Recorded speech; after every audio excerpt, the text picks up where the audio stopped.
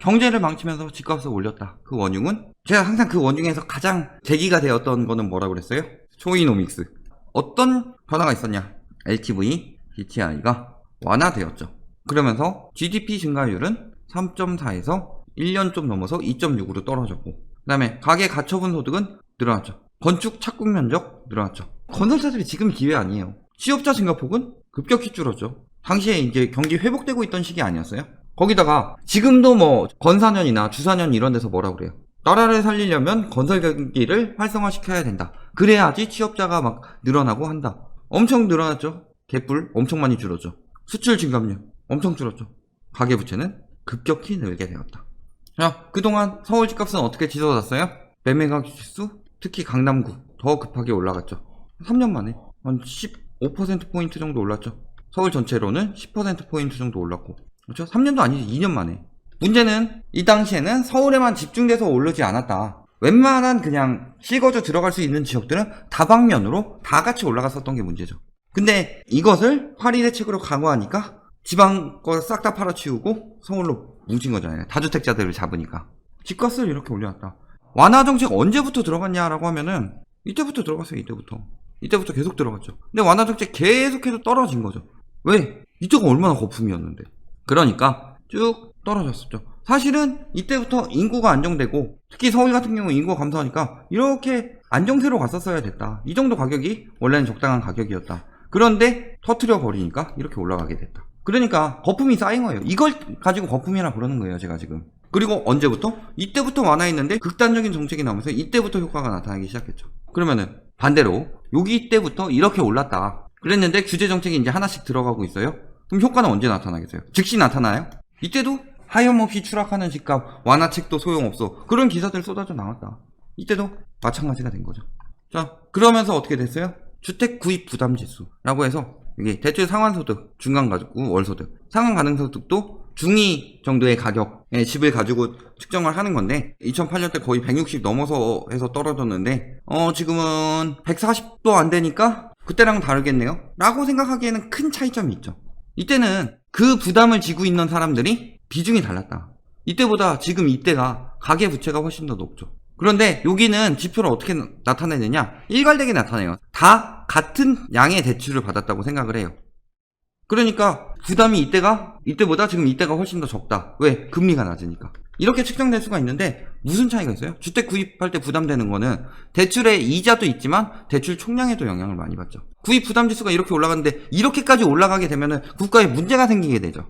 그러니까 이쯤 올라왔을 때 이미 선제적으로 조치 들어가는 거죠. 문제 생기지 않게. 하지만 금리가 낮아지니까 부담 지수가 낮게 보이는 거지. 대출 기준이 이때보다 훨씬 세죠. 그 투기과열지구의 다주택 0%, 15억 이상 0%, 거기다가 뭐 조정 대상 지역은 50에다 9억 이상이면 30%, 투기과열지구는 40에다 9억 이상이면 20%. 그러니까 규제 자체가 안 나오는데 요것만 가지고 비교하는 사람도 있어요. 주택 구입 부담 지수가 그때만큼 높지 않으니까 이자 충분히 낼만하다. 그런데 지금 생각해보면은 2008년이랑 지금이랑 비교해봤을 때 보유세는 어디가 더 강화되었어요? 집 사가지고 대출만 내나요? 이런 기타적인 부분 보지 않고 딱 저것만 봐서 그때보다 부담이 덜하다. 그때보다 부담이 더하죠. 왜? 이 지수는 일반적인 금리를 나타낸 거죠. 그런데 지금 사는 영끌한 사람들은 뭘로 샀어요? 1금융만 가지고 샀어요? 제가 알기로도 대출 안 나와가지고 2금융, 3금융 대출을 받아서 집을 산 사람들 많다. 왜? 이자 내는 것보다 집값 오르는 게 더 빠를 것 같으니까. 영끌 대출이라는 게 그렇게 나오는 거잖아요. 영끌이란 말이 언제 나왔어요? 초등학생 직전에? 안 나왔죠. 영끌 대출을 하잖아요. 그러니까 이자 부담이 말처럼 이렇게 되지가 않는다. 부담 지수가 이때는 높고 이때는 낮다 이렇게 되지가 않는다. 실질적으로 체감으로 진짜 나가는 이자를 보면은 차원이 다르다. 주택담보대출 증가율을 보면 쭉 떨어지고 있었는데 이때부터 쭉 올라가기 시작하더니 초인용수 터지고 나서 급격히 올라갔죠. 증가율이 이만큼 나왔다. 그리고 다시 파리 대책 규제로 인해서 낮춘 거죠. 물론 이때부터 불안해진 거죠. 사실은 주택담보대출이 저렇게 늘어났다는 건 일단 대출 받는 양 자체가 늘어났죠. 그러니까 이자가 떨어져도 더 많은 대출을 받았으니까 이자 부담은 크죠. 거기다가 집값을 띄워놓으니까 보유세 부담도 크죠. 아까 이야기했듯이 소비가 돌아갈 수 있는 삶이냐? 돌아갈 수 없는 삶이 되잖아요. 소비가 돌아가지 않으면 어떻게 돼요? 내가 집을 살려고 허리띠를 졸라매서 소비를 안 해. 남들도 다 똑같은 생각이죠? 그러면은 기업이나 자영업들이 죽어가죠. 기업이나 자영업들이 죽어가면은 직원을 감축시키거나 연봉을 낮추거나 이런 식으로 하죠.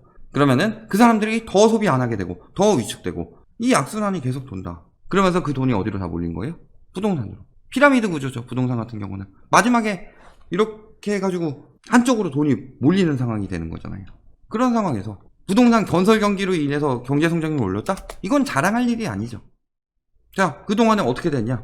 집값이 오르는 동안에 2013년까지 떨어졌고 2014년 초이노믹스로 슬슬 살리기 시작했죠. 그랬을 때 자산 1분위 오히려 이때 조금씩 살아나고 있다가 순자산 가진 사람들 벗어나지 못하고 있다. 1분위는 근데 가장 많이 돈 번 거 누구예요?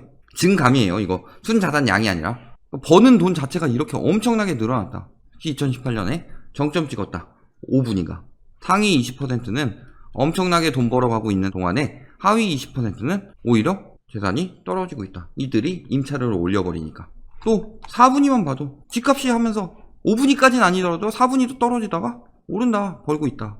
자산이 없는 사람이면 없는 사람일수록 증감폭이 굉장히 떨어졌다. 그러니까 어떤 상황들이 벌어져요. 나 때는 일 열심히 하면은 그래도 먹고 살만 했는데 지금은 일 열심히 해도 먹는 건 모르겠지만 살만하진 않죠. 집에서 어느 정도 방도 있고 마루도 있고 이런 집에 살아야 되는데 맨날 돈 없으니까 저기 원룸, 고시원 이런 데 가서 청년들 자 그러면서 뭐라 그래요?